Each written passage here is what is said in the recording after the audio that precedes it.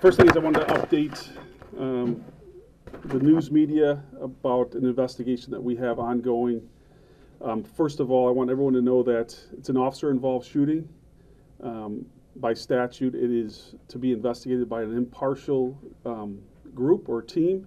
So the Major Crimes Task Force is involved. They are conducting the investigation. The Bloomingdale Police has no involvement in the investigation. Everything is separate. Everything is done by professionals from the Major Crimes Task Force. So I want everyone to know that I do not have answers for everything that has gone on during the investigation because they have taken over the investigation. So if going off the press release, excuse me, from last night, the Bloomingdale Police Department responded to a person at the Walmart store at 314 West Army Trail Road in Bloomingdale last night. A call came out with a man acting erratically, or that was later learned, who had a knife, and that person was inside the store. He, at one point, stole car keys from a shopper at the Walmart. He was confronted by store employees. He brandished a weapon, a knife, to store employees, made some statements, and then fled through an emergency exit. Now, some of this was learned afterwards. That person fled and stole a vehicle from a female shopper. He took off in her vehicle. Officers were responding for a man with a knife call. One of our officers spotted the vehicle, and eventually that person was followed and a traffic stop was conducted in Glendale Heights.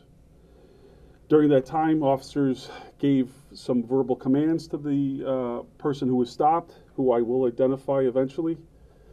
During that traffic stop, at one point he did brandish a weapon, and he moved rapidly towards the officers that were on scene. And at that point, firearms were discharged, and this person was struck and was pronounced deceased later on by the Glenside Fire Protection District and Glen Oaks Adventist Hospital. Again, the case beyond that is being investigated by the Major Crimes Task Force. I want to say personally, though, that it's a sad day for everyone. No one wants to see anyone lose their life. In our community, it's an extremely unfortunate incident.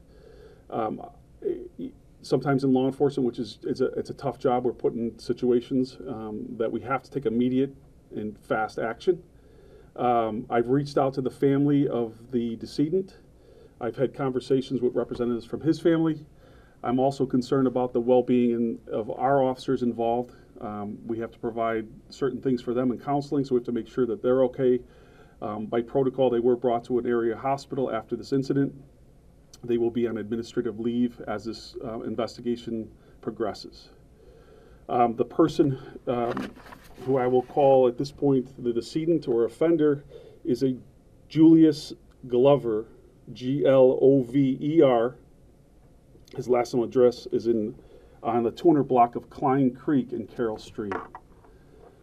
So at this point, I could answer limited questions. Again, it's an impartial third-party investigation. I do not have all the facts, and I have to remove myself and the organization from that.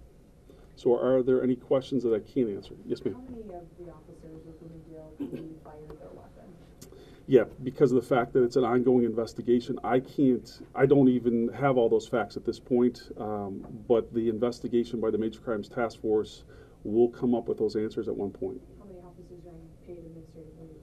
At this point, there may have been up to 5, 6 police officers involved in this incident. Obviously, everyone is impacted by this, so we have to figure out for the best interest of all those folks who should be on paid administrative leave and who should not be. It's not just the people who may have discharged their firearms. It may have been people who were there witnessed this incident.